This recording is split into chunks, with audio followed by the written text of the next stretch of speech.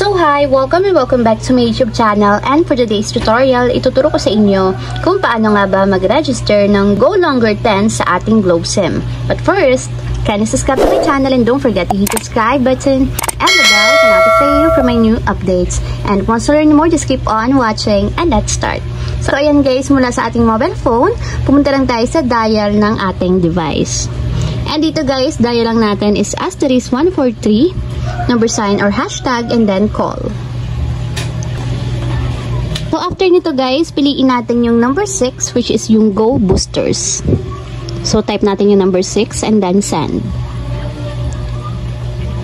And dito naman guys, piliin natin yung number 5, which is yung More. Type natin number 5, then send. And ayan guys, piliin naman natin dito lastly yung Go Longer 10. So nasa number 2 siya. Kaya ang lagay natin is number 2, then tap send.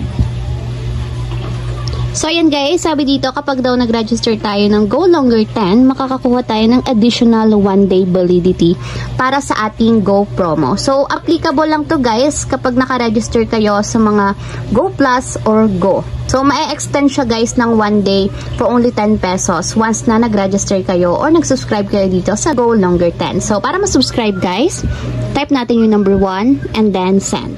So, ayun lang guys, ganun lang kasimple kung paano nga ba mag-register ng Go Longer 10 sa ating Globe SIM. If you have a question, kindly comment down below and don't forget to hit the subscribe button and the bell to notify you for my new updates. And thank you for watching! Living life every day, late at